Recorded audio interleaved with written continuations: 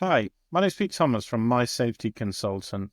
And in this video, I'm going to be talking about all the things that you need to think about before hiring your first employee. But first of all, I just wanted to say this is our third video, and already we've got 17 subscribers on YouTube. So thank you very much. If you're watching this now, please hit that subscribe button on YouTube. It really helps us to promote the show and what we're trying to do for safety consultants and fire safety consultants. And we've had some really great messages on the video that I've done so far. So 2 videos. First one was on the Home Office survey of fire risk assessors. And the next one was on the OSHA register. Had some really great comments, some great feedback. So thank you very much. And in fact, I'm going to read out one of the messages now that I had on the fire risk assessors video. So this is from Malcolm Cook, MGC Services. So thanks, Malcolm, for taking the time to message. Hi, Pete. Great video. Well, thank you very much. And a topic close to my heart, spot on with regard to the risk approach. It's getting increasingly more difficult as a risk assessor is the butt of all solutions. Just phone the fire service as a client and say, can I have your opinion on? I bet the response will be, what does your risk assessment say? Yeah, you're absolutely right. I've had this so much where you phone someone up and you say, hey, can I get some advice on this? And to do with fire safety, of course. And they'll go, what does your fire risk assessment say? It's like, well, the fire risk assessment is huge, don't get me wrong, but it's just one piece of the puzzle. There's so much more information involved. And a lot of it just comes down to the fire risk assessor every time. And I think we've seen this as well with the draft consultation on competency for fire risk assessors. And actually, if you start looking into that, it talks about, how much greater responsibility fire risk assessors are going to have, even for notifying the enforcing bodies where they find a significant fire risk. It's a lot. It's a lot to be putting on those assessors. Right, back to the message. Don't get me started on insurance. When I started in 2006, I was paying less than £100. Now it is thousands. And you know the story of mine obtaining a quote to risk assess a small building 10 meters by 8 meters on an airport, not the actual airport, just this building, £15,000. And I think the FRA quote was £300. You don't even have to do the math. Honestly, Malcolm, you're completely right. This is a huge issue. And this is something that I've mentioned.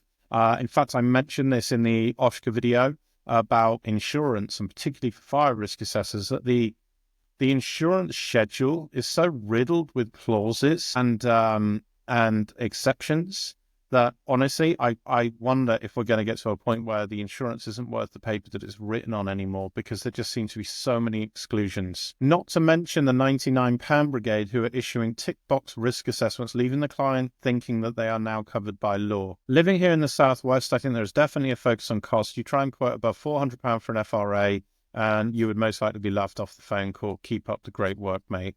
Well, honestly, Malcolm, thank you for taking the time to comment on the YouTube video. I really appreciate it. And I think you're absolutely right. In fact, on that Home Office survey, someone commented to say that they submit over 300 fire risk assessments per year. And I don't think this was them as a company. I think this was them as an individual. And I commented on LinkedIn and said, I don't know how someone does 300 fire risk assessments per year, particularly given, 365 days in the year. Get rid of all the weekends, get rid of all the bank holidays, get rid of a bit of holiday, get rid of some CPD time. What are you left with? 250 working days, give or take, and to do 300 FRAs in that time. And this isn't even talking about gathering the work or writing the paperwork, spending time with the client afterwards, going through the significant findings. I'm really not sure how they did that. But when I typed that out on LinkedIn, people were arguing with me and saying, no, yeah, of course, that's fine. It's fine to do 300 fire risk assessments per year. No, I'm not convinced it is, to be honest with you. So before we get into the episode, I just want to very quickly explain why we set up My Safety Consultant. So we set up My Safety Consultant to help you promote your business, to help you promote your fire safety consultancy, to help you promote your training consultancy, your health and safety consultancy, environmental consultancy. As long as it's in that compliance framework, we really want to help you promote your business and what you're trying to achieve. And what I found is that as a safety consultant in the past, like a lot of the professional bodies, a lot of the registers, they promote you as an individual, but they don't help you find clients. So we're really about helping you find those clients. And then you can use those other registers that you're members of to say, look, we've got this third-party verification, this third-party assurance, but you've got to get the clients first, right? And there's not a lot out there to help you do that. And that's why we set up My Safety Consultant. Now, the website at the moment is what you'd call a minimum viable product. Okay, so we wanted to test the market, check that it works, and the response has been overwhelming. We're already at 50 members. Really appreciate each and every one of you that has, shown faith in us and signed up to the platform. But at the moment, we're running a 3-month free trial, and that is up until the launch of our new website, which won't be long. Like literally, if you're watching this, it's any day. It really won't be long. It's going to be going live at the beginning of November. Once that website goes live, that's it. There won't be that 3-month free trial anymore. So if you want to be a part of what we're trying to create here to really help consultants to grow their business, take advantage of that 3-month free trial. And not only that, we're going to look after you as a thank you. So as part of the new website, we've got different tiers for memberships. And the reason why that's come in is because of feedback from our members, right? Like some people say, well, look, I work on my own. Some people say I work as a large company. We need different things. We wanted to create a unique experience that's as unique as you and the business and the service that you're offering to your clients. But what we're going to do as a thank you to all of our original members, we're going to upgrade you to the next tier up absolutely free. And we're going to look after you. So have a look at the website and sign up before we transfer over to the new platform. Okay, so let's get into it. So the first consideration then is, are you going to take on a consultant or are you going to take on a full-time employee? What I mean by consultant is someone on a day rate, effectively that runs that other safety consultancy, or are you going to take someone on as a PAYE, i.e. you pay them full-time salary, national insurance, tax, all the rest of it. Now, our industry, consultancy, is extremely popular, but to be honest, it's fraught with issues. It's not as simple as it sounds. On the one hand, look, you get a bit of extra work and you outsource it out on a day rate and you make a bit of money on the difference of the day rate, right? But it's actually really hard to do because ultimately those consultants run their own business. Everyone works differently in safety. Everyone has their own approach to something. So when you outsource that work, particularly if it's a client that you know well, then there's every chance that work isn't going to be to the same style or approach that you would use as a consultant. And the other thing is, normally if they were an employee, you would have some onboarding time, some training time. You would go through those processes. You would go through the templates, the systems, the way you work, so that they fit in line with your sort of company values, your company approach. But if they're a consultant, you don't tend to have the time to do that because ultimately, look, who's got £400 to spend the day before they start work just so you could check how they're going to complete the work in the first place? The other thing about consultants is you often end up having like an NDA, some sort of agreement in place, like a non-disclosure agreement, compete clauses, things like that. So they can't take your work. They can't take these clients from you. They're white labeled. But ultimately, in this day and age, it's questionable as to the value of that, right? Because you could put that consultant into a company and they could go, oh, I really like that consultant. They were really great. Let me find them on LinkedIn. And then it's got their own consultancy on there and they're no longer white labeled anymore. It's blatantly obvious whether they're an employee of yours or whether they're a consultant. And if they really like them, that client, they're just going to approach them directly and you're going to lose that work. And realistically, who's got the money or the time to actually be there chasing non-compete clauses and trying to sue them for a form that you probably downloaded off the internet? It's not going to happen. So there's a real risk there because ultimately what it comes down to is if you pay someone on a day rate, they're running their own business and they're probably more interested in their business than they are in yours. And, this is one thing that I find about safety is that we all do this. When we set up My Safety Consultant, we restricted the number of specialisms or services our members could offer, right? Because all that would happen is everyone would say, well, we offer everything. We do all services. And then they frantically try and subcontract it out, right? It's like the Richard Branson quote, if I don't know how to do something, I'll say I can and then figure it out. And we do that a lot. We'll say, look, we can do everything. And then we desperately try to outsource it. And I just think that's a real issue in this industry, honestly. I think, specialize in what you specialize in really well. Don't try and outsource something and make a little bit of money on the side out the difference. It's fraught with danger every time. The other thing that I find really interesting in this industry, right, is everything is geared up to us as individuals, not necessarily as companies. So as a consultant, I would take on a new client, and the way I generate that client would be by saying how great I was as an individual and not as a company. I'm the one that's CMI OSH. I'm the one that's on the OSHA register. I'm the one that's done this and worked here and worked there, etc. Not the company, not the business. Now, the reason why that's important is that as you grow and you take on employees and you start trying to put those employees to do the work with those clients will push back. I promise you, they will say, hang on, you're the one that we've got the agreement with. We want to see you down here, not them. And that actually gets really difficult, honestly, and it can be really hard to pull away from some of those clients to allow your employees or staff to go and service and maintain those contracts. The other thing that can be difficult is that as a consultant, often you're the only fee earner within the organization. Now, as the only fee earner, it can be very hard again to turn down work, to take that step back, and you're actually out on site. And when you're out on site and you're trying to manage staff, you're not actually managing them. There's the phrase, you're either working on your business or in your business. And if you're working in it, you're not working on it. i.e., if you're out there with clients, you're not managing your staff and your team. And that can be a really, really difficult juggling act to balance. How do you get that right? The other considerations to have is where your staff will be. Now, it's likely in consultancy that you're not going to have a permanent office. But if you are going to have a permanent office, you're going to have to hire someone local, right? If you're going to want them to come to the office. Now, that can work really well because ultimately teams and trust, they build by working directly with people, right? It's really hard to build that trust, build that great working relationship over, video conferencing and telephone calls. You've got to work with someone. But if you're a consultant who specializes in an industry rather than a geographical area, right? So say I could specialize in manufacturing and cover nationally. That could be a real benefit to me then. I'm based in Somerset. I could hire someone in the north and they could help me to look after the clients in the north rather than me having that terrible commute all the time. That's a real benefit, but it will make it far, far harder to build that working relationship, and it will make it far harder to build that trust between you as the company owner and your employees. So it's another consideration to think of, where are your staff going to be based? And how is that going to affect that working relationship? And how long is it going to take to build that working relationship and that trust? The other thing that you'll need to have in place is obviously all of your HR policies and procedures. This is really important. You will need to have the policies in place for sick leave, for maternity leave, for paternity leave, for grievance procedures.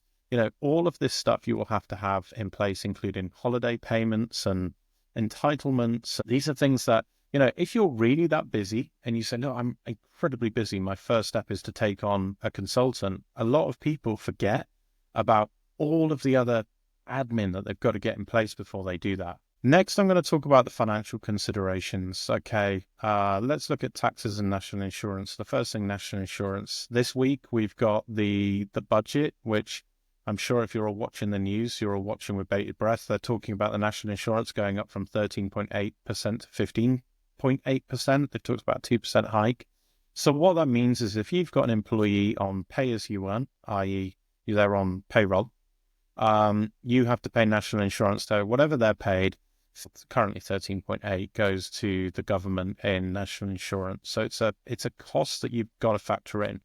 But payroll itself actually costs money, and it's not just in terms of the staff wages, but you have to pay someone to administer that payroll. So it's normally your accountancy firm or the accountant, and then whatever software you use, like Xero or QuickBooks, there will normally be a cost to add payroll to that service. So these are all things that you have to factor in. I think when I did it last, payroll was, for someone to run it, it's between £100 to £200 a month, but let me know if I've got that wrong or if I'm wildly out, but I think it's about £100 to £200 per month. So all these costs start to add up. Pension scheme, mandatory. So auto-enrollment in a pension is now mandatory. I think it's about 3% is the mandatory number. Have a look, it might have changed. But the reason why this is important, right, is because if you want to take on a good employee and you want to be a good employer, you're not going to want to pay them 3%. You're going to want to look after them, pay them 5% or 8%. Even, it's not as simple as go, we'll just give the basic. Whenever sets up a business and goes, well, we want to give the the lowest possible benefit to our staff. You want to look after your staff, right? So these costs have to be considered properly. The other things that people don't consider is insurance. Now, I know as safety professionals, we would all consider insurance, right? We all know that we need employers' liability insurance. It's a strict legal requirement in the UK. Actually, it's not that expensive. But what is expensive is your PI and PL insurance. And those insurance premiums are usually based on turnover and number of employees. So when you take out your insurance, particularly professional indemnity, they will say, what's your turnover? How many employees do you have? As soon as that increases, then those costs are going to increase significantly. I found they went up quite dramatically, actually. The other things for employee benefits to factor in are things like private healthcare and professional development. So paying for someone's CPD, paying for their courses, paying for time to attend things like IOSH meetings, webinars, and also paying for professional subscriptions. Now, none of those things are mandatory, but again, as a good employer, these are things that we're going to want to consider. And these are things that actually cost an awful lot of money, but it takes an awful lot of time for a busy consultant to administer all of these systems and get them all in place. Okay, carrying on with costs then. We've got things like equipment costs. So we're looking at mobile telephone, we're looking at cost of laptop, we're talking about cost of things like iPad. Are they going to provide their own, or are you going to provide these for them? Now, phones have actually got a lot easier because you get eSIMs. So certainly with iPhones now, they've got the ability to take on multiple eSIM telephone numbers. So all you need is an eSIM. And if your staff member is happy to use their own mobile phone for work purposes, then you can just provide them with an eSIM. They can set that up in the settings very, very easily. And then they can use their personal phone as their works phone. And actually, I find that I prefer to have one phone. It just seems to make life a lot easier for me. But it is a consideration because if you're going to want them to take photographs on client site, for example, if they're auditing, they're going to be taking those photographs effectively with their personal phone, and then you've got no control of that information or data. And again, the same with things like laptops and what happens if it's lost? Are they insured? How do you manage that process? But it's all a cost. And the other thing is, this is just tech. Now, one would expect if they were a safety consultant, they're going to use their own vehicle for works purposes, and that's fine. And you can reimburse them at the HMRC tax rate, the 45 pence per mile. Absolutely fine, very easy. Just ask them to keep a log of the mileage, submit that on the monthly expenses, and then reimburse them. But if you're, for example, a fire extinguisher company and you're going to want them to go and service fire extinguishers, they're going to need a van. And you're going to have to provide that van. It's very unlikely that they're going to have their own van. So these are things that you need to take into consideration. Let's talk very quickly about software and licenses. One thing that I found was that as a fire risk assessor, I was using a certain piece of software to undertake those fire risk assessments. And when I increased from one user to two users, the hike in price was quite dramatic. So what a lot of software providers do is they will have like a freemium model or very cheap model for one user. So as soon as you go up to two or more users, that price jumped dramatically. So think about all the software systems that you use and just have a quick look and go, well, actually, how much is this going to cost me to add people onto it? And while we're talking about software, if you manage your business currently on a notepad and pen or notes in your phone, for example, that doesn't work anymore because you now need to share that information with someone else. You need to work together collaboratively.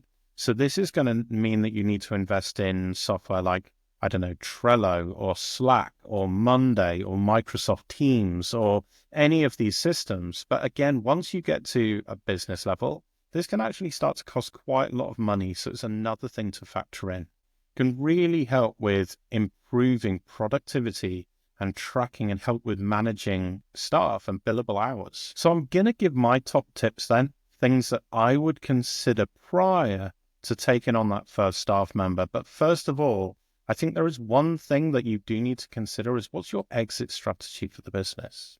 Ultimately, when we set up a business, we want to go, well, what's our plan in the end? We always talk about growing a business, but we never talk about how we're going to wind that business down or how we're going to exit that business in years to come. And this is something that's really important. Are we going to sell the business? Are we going to put the business into trust for our staff? Are we going to just wind the business down? How does that look in the end? And that's really important because ultimately that will have an impact on the size, the speed we try to grow the business, and how many staff and what kind of contract those staff are on. So that's just a really important consideration to make. But here's my suggestions as to what you can do. When I started taking on staff, I just generally got to the point where I was so busy that I was struggling to keep up with the work and I was rapidly facing burnout. I was sitting there on the weekends doing report writing. I was running around all week. I had many 4 o'clock in the morning starts with massive commutes because I'd taken on clients who were all over the country. And at that point I went, do you know, I'm going to take on a staff member. And that was the worst possible time to be taken on staff. Although it sounds like the right time, it was impossible because it was impossible for me to onboard them effectively. It was impossible for me to have that really solid process in place that I could hand over, that a staff member could fit in to the organization, because the organization was effectively in my head. You know, there wasn't a process documented down. I didn't have any of the software in place and I didn't have any structure. So although it seems like it was the best time to take on staff, actually it was the worst possible time to take on staff. And as you can imagine, it was disastrous. It was just hard work and very expensive because I was paying someone else and I just didn't have the time to help them, to help me. So the first thing I would recommend is price your time well. Now, I've done a blog on this in the past. I'm going to do another video on this at some point. And I did run a webinar on this as well when we first started, but price your time well. I see too many consultants price their time too cheaply. Now, the issue with that is that's all very well because you can go, well, actually, if I charge my time out of this, I can make a profit. That works. But all of a sudden, if your staff go to undertake those works and you're paying your staff and all of those other costs to do with all of the software, all of the insurances and everything, actually, you're not making anywhere near as much money off that contract as you once were. So you have to price your time really well. And this may end up meaning that you go back to the drawing board, looking at all your clients and looking at the day rate that you charge them and how much you effectively make off them. This is how much this costs me to fulfill this contract. And this is how much it would cost me for an employee to fulfill this contract, which I guarantee, by the way, is an awful lot more. And then look at the difference, because actually you may find that you either need to lose these clients or you need to increase the price. And actually, sometimes when you go through that exercise, you actually free up your time, because what you'll find is that you'll take on clients early on that you're just very keen to fill your time. But then it quickly becomes apparent that some of your highest paying clients are actually some of the easiest to look after, and they're just a dream to work with. And some of those ones that said, oh no, it's only a small job, don't worry, it's a tiny piece of work, and they drill you down on the day rate. Some of those are the most high maintenance clients that you will ever have. And for the small amount of money that you've got coming in, they actually cost you an awful lot of money. I think that's a really valuable exercise to look at in the first place. The second thing is to look at actually what you do as a business and what you do as an individual, and look at what you could make more efficient. Now, we ran a webinar the other day, which was a 10x your productivity webinar. Sorry, it sounds a bit cheesy, doesn't it? Like 10x your productivity. But if you put stuff out there on the internet and you don't use these buzzwords, it kind of seems to go nowhere. Have you noticed that? So you kind of got to use these like keywords that the internet and Google recognize to be able to promote this stuff. But we ran this 10x your productivity webinar, and we looked at all of the tools that are out there, everything that's available to help you make your business more efficient, to make the most of your time. And honestly, there is so much out there.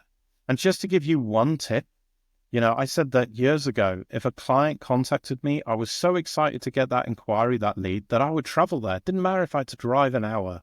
I'd not qualified that sale. I'd not qualified that lead. I'd not asked them what the value was of the work that they were offering, whether they were ready to buy, what day rate they were prepared to look at, you know, all of these things. And there were so many occasions when I went there and they just weren't ready to buy. It was just a waste of my time.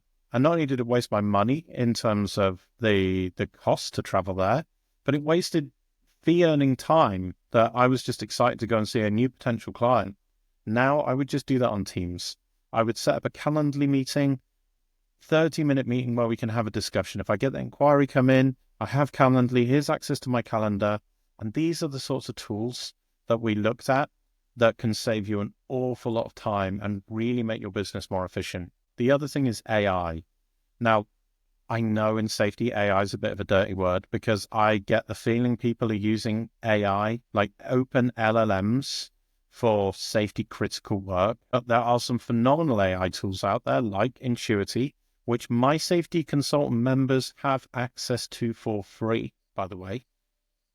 Make the most of it. Phenomenal AI tool, specifically built for health and safety. So the accuracy rate is just astronomical compared to what you would get if you were to type something into an LLM, a large language model like ChatGPT. But don't write off ChatGPT, right? We can use that for everything else. We can use it to schedule our time, to organize our to-do list. We can use it to help with content marketing for social media. We can use it to help with a ton of things that aren't safety critical functions. So we should really be plugging into this, really try and make the most of our time.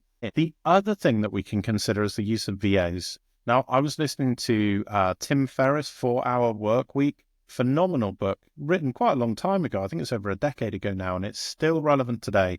And he was talking about the use of virtual assistants to free up time. And actually, he did a podcast, which I'll put a link to in the show notes, about the use of virtual assistants.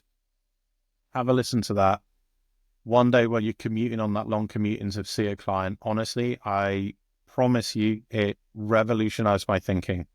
Now, one of the reasons why I love VA so much is because I can outsource packets of work. So say, for example, I look at, let's take social media, and I say, look, I've got all these social media channels. This is taking me a lot of time to manage. Can someone help me with this? I don't have to take on a full-time social media person. I can just outsource a parcel of this for, say, 5 hours, 10 hours, 15 hours a week, whatever it is I want to pay. Really cost effective. I can be really strict with the time so that it doesn't go well above my cost expectations. And honestly, I found the service was just really great. So I use a company called Tasks Expert, and actually I have an affiliate code with Tasks Expert. So if you use the code, you get a discount. I think it's about a 15% discount. I'll put the code in the notes below. But honestly, have a look at the services that they offer. Look at all of the stuff that you do and say, actually, could I outsource these things? These bits that take up most of my time, could I outsource those? That frees me up to go and get on with the fee earning work, the work that we all love doing as safety professionals. So those are my ideas. Those are my tips, but I'm interested to hear from you. Let me know what you think. Let me know your experiences when you first took on staff, the good, the bad. And honestly, if there's some great feedback in there, I will redo this episode. It'd be really great to hear from you, your experience of hiring staff as a safety consultant. Thank you very much for your support. If you enjoyed this episode, please hit that subscribe button. Honestly, as I said at the beginning of the show, it really makes a difference to help promote what we're trying to do here for safety consultants. And check out mysafetyconsultant.io. At the moment, we've got a 3-month free trial until the new website is launched in November. Thanks very much.